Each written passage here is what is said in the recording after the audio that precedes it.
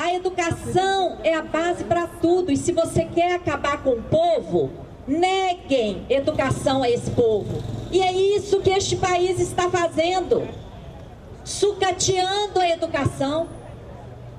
E isso não é uma política deliberada. Desde a década de 70, quem pensa a educação neste país é o Banco Mundial, é o BID, é o BIRD, e com apoio, entre aspas, do FMI, que manda cortar os gastos sociais.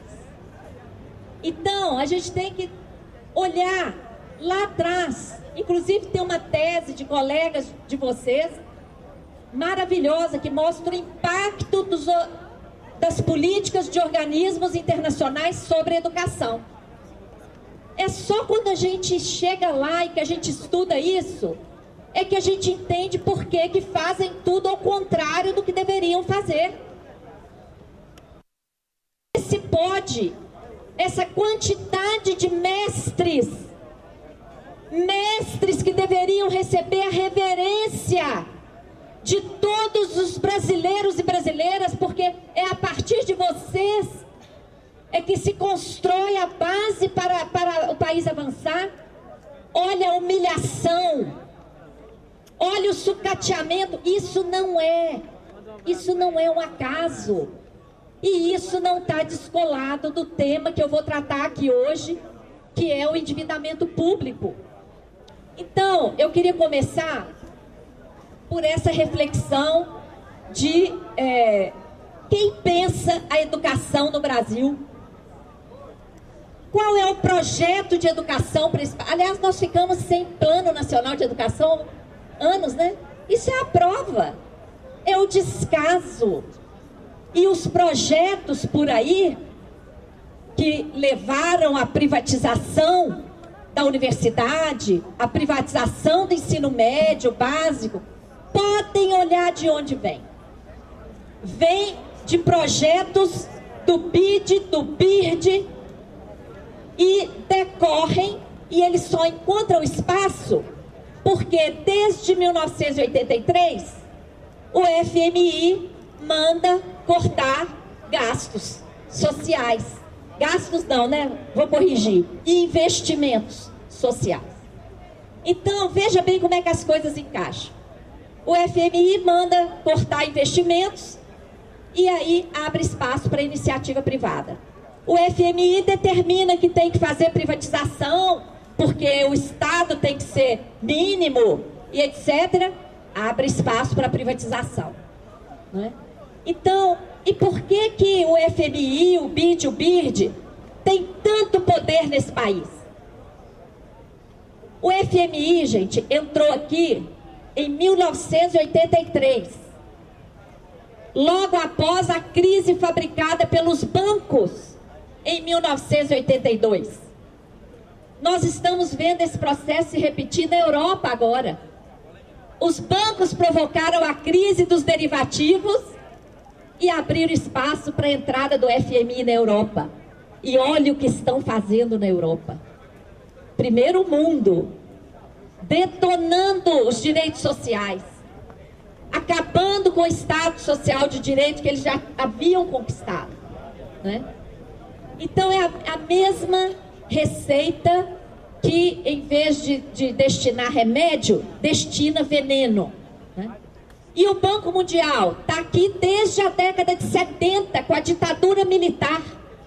Eles começaram a entrar e sempre em projetos estratégicos de meio ambiente, de saneamento, de saúde, mas principalmente de educação. Tem vários empréstimos do Banco Mundial para educação, tanto em âmbito federal como principalmente estadual e municipal. Então, eu acho que nesse momento de greve, de protesto, e considerando o potencial, né, do Andes, do Sinasef, das demais entidades, eu quero convocar vocês a fazer esse olhar do dano e da responsabilidade criminal desses organismos internacionais na consequência provocada na educação brasileira. E, ao mesmo tempo, na omissão das nossas autoridades. Porque esses organismos não conseguiriam fazer o que fazem se nós tivéssemos ministros de educação de verdade, ministros de educação que defendessem a pasta, que de fato defendessem um projeto nacional de educação. Não temos. É com tristeza, profunda tristeza, que aqui na porta desse ministério nós tenhamos que fazer essa denúncia. E com a presença de mestres que não deveriam estar aqui humilhados, tendo que protestar, deveriam estar sendo reverenciados pelo serviço que prestam ao país. Mas a obrigação de vocês hoje é protestar mesmo, porque olha a que ponto as coisas chegaram. Tem várias maneiras de verificar isso. Um enfoque é esse que eu coloquei inicialmente. Quem pensa a educação no país? Qual é a responsabilidade dos organismos internacionais e qual é a responsabilidade pela omissão das autoridades do país? O segundo ponto que eu quero colocar trata da questão financeira. Por aí também se vê o descaso com a educação no país. Ano passado, em 2014, a dívida pública absorveu 45% dos recursos orçamentários. Gente, 45% dos recursos do orçamento federal executado foi para pagar juros e amortizações da dívida. A educação, vocês sabem quanto ficou? Sabem? Quem sabe? Quanto vocês acham que a educação recebeu? 8? Não. Menos de 4%. 3,98% foi para a educação. 3,9%. A projeção para 2015 é mais ou menos a mesma. Menos de 4% para a educação e para a dívida irão 47%. Aumentou. Tá? Este ano, o contingenciamento, vocês sabem melhor do que eu, porque vocês estão vendo que as universidades não têm como funcionar. O contingenciamento já levou 80 bilhões de reais, dos quais cerca de 11 bilhões são da educação. Então, que falácia é essa de pátria educadora? E afinal, que dívida é essa que rouba recursos da saúde, da educação, da segurança, de todas as áreas? A Auditoria Cidadã tem prestado um serviço denunciando que dívida é essa. Porque nós não gostamos de fazer aquele discurso moralista de dívida, né? Que dívida é uma coisa má, perversa. Porque pensem comigo, se a dívida tivesse como contrapartida um forte investimento em educação, em saúde, em saneamento, em infraestrutura, energia, etc., eu acho que nós não teríamos que reclamar, não é? Mas nós temos investigado a contrapartida dessa dívida. Então, gente, eu estava falando da parte dos recursos. Em 2014, 45% do orçamento federal foi para a dívida pública. E enquanto menos de 4% foi para a educação. E aí, eu falei dos mecanismos, né, que a gente tem investigado e tem encontrado diversos mecanismos que geram dívida pública. ao mesmo tempo em que transferem os lucros, os ganhos desse processo para os bancos. Como é que funciona isso? Primeiro, é muito fácil constatarmos que algo estranho está acontecendo no país. Nós estamos, neste momento, em processo de desindustrialização. Vocês estão vendo, a indústria está em queda. O comércio está em queda, 7º mês seguido em queda. Desemprego crescente em todas as áreas, em todas as faixas etárias. PIB encolhendo, o próprio Banco Central deu dado de encolhimento do PIB já no primeiro semestre de 1,6%. Isso é muita coisa.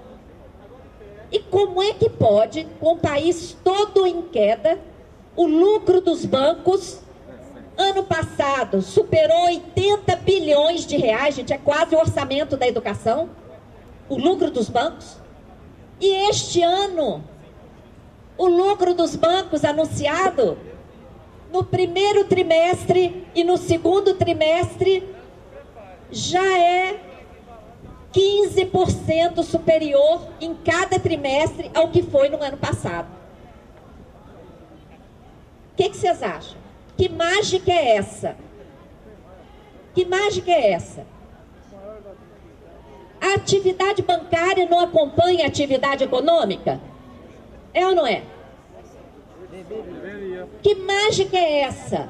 Que atividade econômica, indústria, comércio, setor público, tudo em queda e os bancos lucrando bilhões. Vou dar alguns exemplos dessa mágica. Não é mágica, é política monetária do Banco Central, com vários indícios de ilegalidade. Vou falar de um mecanismo, o swap cambial. Vocês devem estar vendo nos jornais essa palavrinha aí, swap cambial. Vocês sabem o que é isso? Quando o dólar estava baixo, todo mundo sabia que o dólar ia subir, é ou não é? E os bancos queriam adquirir dólares para garantir os seus lucros. Importadoras, exportadoras também não queriam correr risco, queriam comprar dólares. Tudo bem, que comprem. Mas o Banco Central entende que se bancos e empresas comprassem grandes volumes de dólares, isso iria provocar inflação. Iria provocar um volume de negócios que iria provocar inflação. Então, o que o Banco Central fez? Falou, não compra dólar não. Assinem comigo aqui esse contrato, que se o dólar subir, eu te pago. Isso aqui é swap, em troca. Então, o Banco Central fez esse contrato. O dólar disparou, o Banco Central está tendo que pagar e está obtendo um prejuízo fabuloso. Se somarmos os prejuízos, gente, os resultados negativos, nos últimos 11 meses, sabe quanto que dá? 158 bilhões de reais de prejuízo com operação de swap. Uma gracinha que o Banco Central faz para bancos e grandes empresas. Uma gracinha de 158 bilhões de reais. Como é que ele paga isso aí? Vocês sabem? Alguém sabe como que o Banco Central paga isso para os bancos? Fala para o Tesouro Nacional, emita títulos e me entregue. Gente, 158 bilhões. E pior ainda, o Banco Central está mascarando isso. Até 2 meses atrás, ele publicava separada a tabela do swap. Sabe como que ele está publicando agora, depois que nós começamos a denunciar? Ele publica numa só tabela as operações de swap e o funcionamento das reservas internacionais. Coloca a valorização das reservas para disfarçar o prejuízo dessa gracinha de operações de swap que ele faz para os bancos. Isso, gente, pode ser considerado fraude, sabe por quê? A valorização das reservas é meramente contábil. As reservas estão depositadas lá nos Estados Unidos, não rendem praticamente nada, quase zero de juros. E está valorizando, é meramente contábil, o dinheiro não vem. Enquanto que o prejuízo de operação de swap é meramente contábil? Não, ele é pago com o título da dívida. Então, esse, gente, é um dos mecanismos. Que nos últimos 11 meses, 158 bilhões de reais, 1,5 vezes o orçamento da educação. E ninguém fala nisso. Tá? O Banco Central fala do prejuízo do swap como se fosse uma fatalidade. Não é fatalidade, é uma política deliberada de colocar as riquezas do país a serviço do sistema financeiro. E o Banco Central faz esse papel.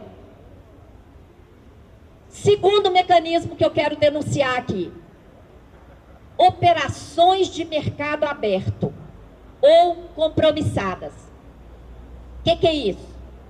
Aqui no Brasil, o Banco Central estabelece uma base monetária muito baixinha. O que é base monetária? Volume de moeda e depósitos à vista, ok? O que o Banco Central faz? Estabelece um limite, vamos supor, um limite igual a esse aqui, ó. Menos de 5% do PIB. Então, ele estabelece esse limite. E aí, o que ele diz? Qualquer volume de moeda que esteja acima desse limite vai provocar inflação. Olha só que teoria, né? Aí ele entende isso. O que ele faz? Toda moeda que ultrapassa, ele enxuga, ele retira essa moeda de circulação e entrega para os bancos títulos da dívida pública, que paga os maiores juros do mundo. Vocês têm ideia qual é o volume dessas operações hoje? Alguém tem ideia? Gente, quase 1 trilhão de reais. Já ultrapassaram 900 bilhões, agora estão em 800 e tantos bilhões. Quase 1 trilhão de reais. Você sabe o que isso significa? Emissão de 1 trilhão de reais que é entregue para os bancos e cujos juros às vezes superam a Selic. Esses juros têm que ser pagos à vista, em cash, em dinheiro. Então, vários cortes na educação, na saúde, na agricultura, em tudo, vários cortes foram para pagar juros dessas operações para os bancos. Vocês estão vendo por que está tudo em queda e os bancos estão lucrando? Porque nós estamos falando de uma cifra de quase 1 trilhão de reais. E por que essa operação chama compromissada? Porque o Banco Central tem o compromisso de desfazer na hora que o banco quer. Então, vamos supor, enxugou aqui 1 bilhão do seu banco hoje, aí você tem uma operação, um empréstimo para fazer com juro maior, o Banco Central desfaz.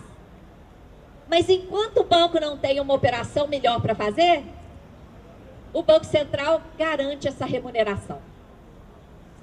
Esse tipo de operação, gente, tem outro impacto super nocivo ao nosso país. Raciocinem comigo. O que vocês acham que ia acontecer se o Banco Central não tivesse retirado esses quase um trilhão dos bancos. O que vocês acham que ia acontecer se esse 1 trilhão estivesse lá no caixa dos bancos? O que iria acontecer? Os bancos iam querer ficar com esse dinheiro guardadinho? Não, né? Emprestar juros baixos. O que ele teria que fazer? Emprestar juros menores. Ele ia querer emprestar. Mas a sociedade não quer pagar esses 200, 300, 400% de juros que eles querem cobrar. O que eles teriam que fazer? Abaixar. Teriam que baixar os juros. Então, vocês estão vendo por que os juros aqui no Brasil é esse escândalo? Mais de 200% ao ano. Vocês estão vendo por quê? Por conta dessa política monetária insana do Banco Central, que estabelece essa base monetária muito baixinha, de tal forma que todo capital que ultrapassa essa base, ele retira, remunera com título da dívida que paga os maiores juros do mundo.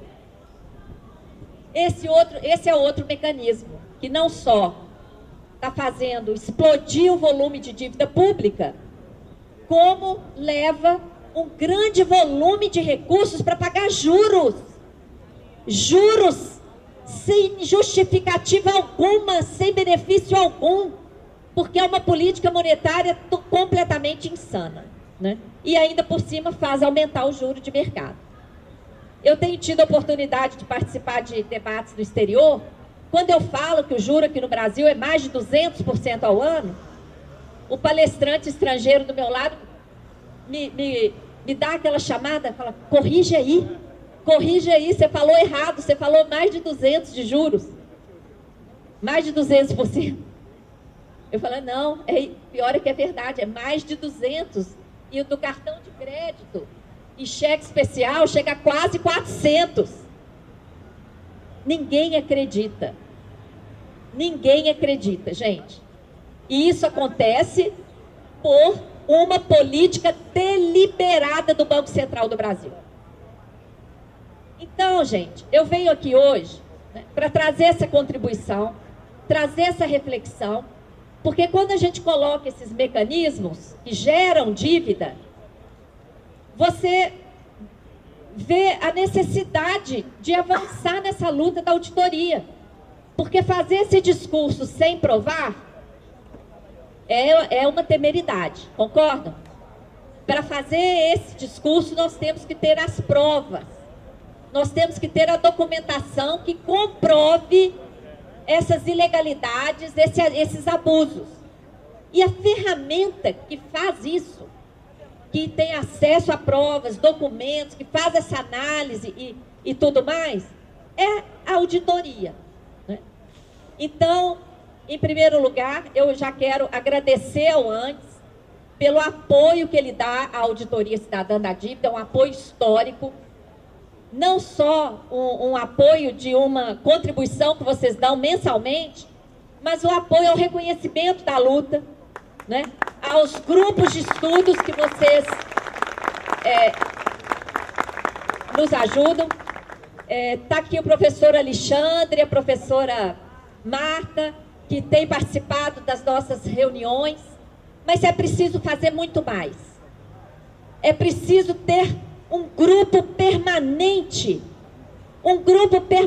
denunciando isso, divulgando isso para todas as universidades do país, porque é tanto equívoco, gente, é tanto equívoco que a gente lê nos jornais e que a gente escuta dos próprios professores muitas vezes, porque eles têm a cabeça feita pelo mercado, pelos cursos de macroeconomia que olham aquelas fórmulas e não, isso tudo é para o mercado mesmo, é tudo mercado.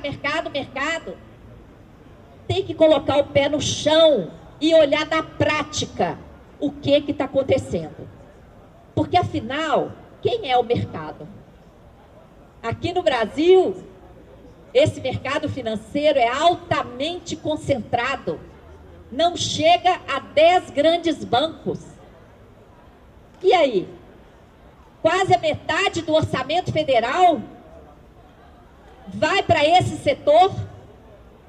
E o gigante Brasil, 7ª economia mundial, nesse atraso em todas as áreas, atraso em infraestrutura, atraso na educação, na saúde, na assistência, na segurança, em todas as áreas que nós olhamos, nós somos um país atrasado.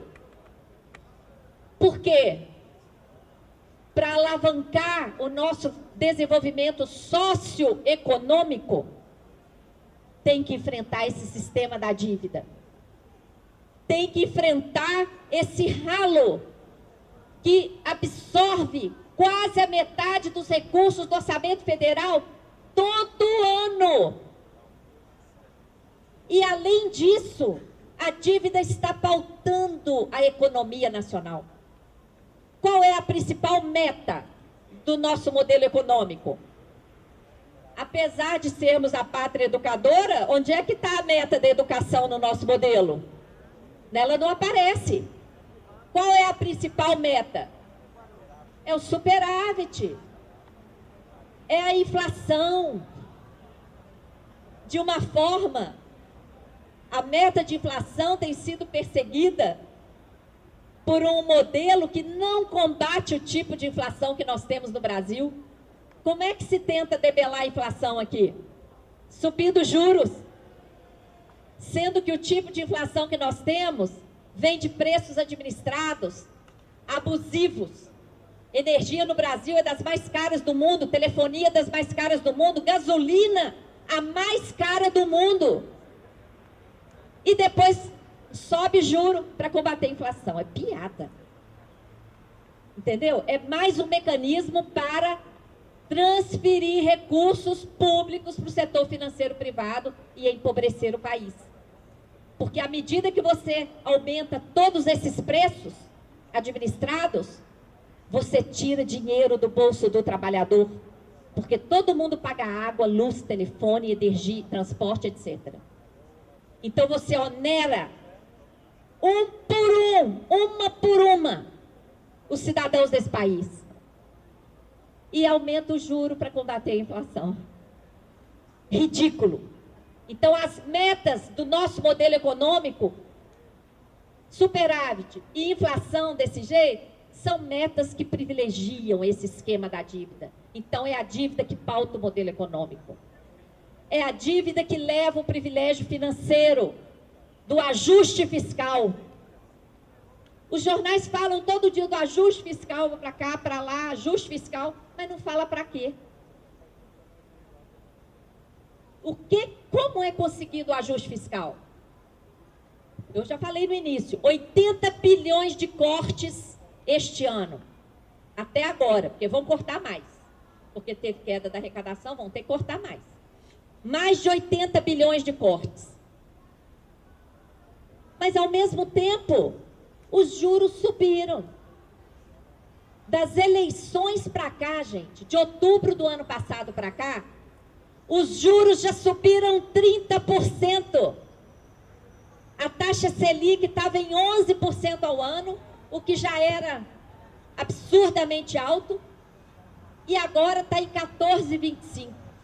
E sabe por quanto os títulos foram vendidos no último leilão?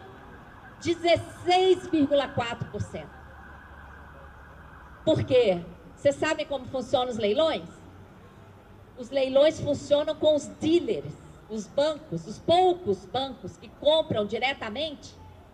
Então, eles sabem que o governo tem que entregar o título para receber, para pagar as obrigações da própria dívida para eles. Eles sabem, porque são eles mesmos os detentores. Então, eles ficam quietos lá. O Banco Central quer leiloar, eles ficam quietos e não compram. O Banco Central poderia simplesmente emitir moeda e entregar, não poderia? Mas não faz, porque a base monetária é só 5%. Não pode subir, porque senão não vai ter desculpa para dar lucro para os bancos. Então, gente, essa questão monetária, em geral, os especialistas fazem isso parecer uma coisa muito complicada. Fazem isso parecer uma teoria para 2 ou 3, no máximo, iluminados. Isso é uma estratégia para que todos nós que pagamos a conta não entremos nesse debate. Vocês viram o que eu falei aqui hoje? Mesmo quem não é da área econômica, tem alguém aí que não entendeu alguma coisa? Eu faço questão de repetir e explicar. Porque a gente precisa mostrar, denunciar que é fácil, que é simples e que fazem complicar para afastar as pessoas desse debate, desse necessário debate. Vocês concordam comigo? Então, vocês que são mestres, que têm toda a didática, ajudem nesse processo. Reforcem os núcleos para entrar nesse debate, para denunciar, para desmascarar. É preciso desmascarar este modelo, essa política monetária insana que está dirigindo esse país, que está praticando esse ajuste fiscal, cortando direitos sociais, aumentando tributos, rifando patrimônio, porque outro item que eu ainda não tinha falado do ajuste fiscal são as privatizações, porque todo recurso advindo das privatizações, por lei, vai para pagar dívida. Tá? Então, gente, é uma opção que nós temos, né? É uma opção que nós temos aceitar essa imposição que explora nosso país há décadas. Nosso país é explorado há 515 anos, né? Há 515 anos nós somos explorados. Mas nas últimas décadas, é essa política monetária comandada pelos organismos internacionais que faz com que esse país, sétima economia mundial, seja o país mais injusto do mundo. Nós somos o país mais injusto do mundo. O fosso social entre ricos e pobres aqui no Brasil é o mais cruel de todo o planeta. Então, nós temos que ver quais as razões disso, né? E são várias razões históricas, etc. Mas nas últimas décadas, é o sistema da dívida o maior responsável por essa situação em que se encontra o nosso país. É o principal. Tá? Porque move, né? Move toda a economia e absorve recursos. E nós estamos num mundo material, que não caminha sem recursos, né? Então, nós temos que entrar nesse debate, né?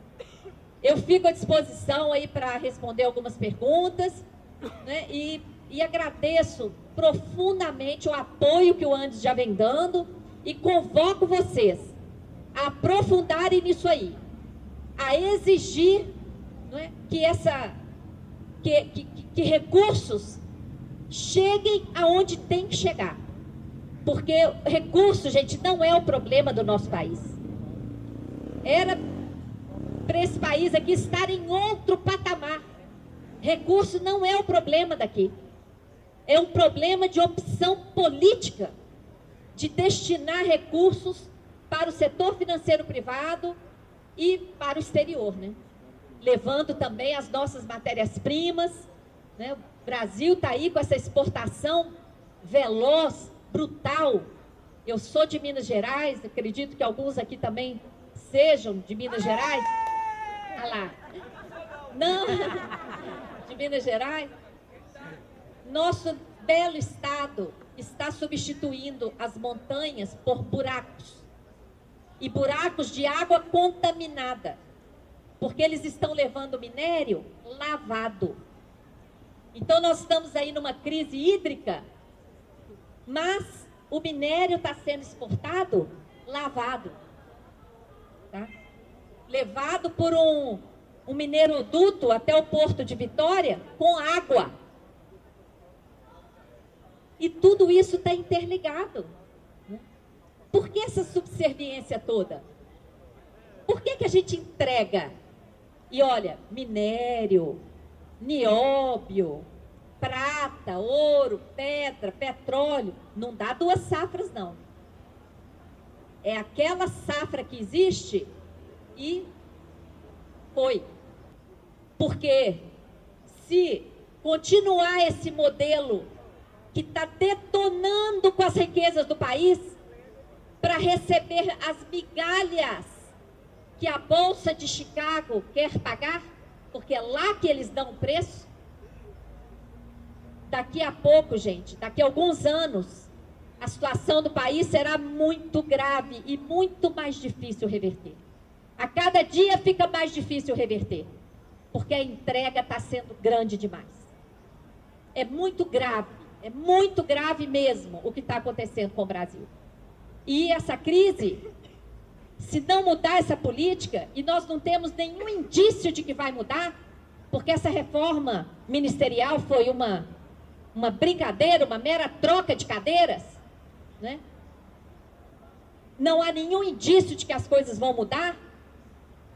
A crise que está se anunciando é gravíssima. E nós temos que ter consciência disso, né?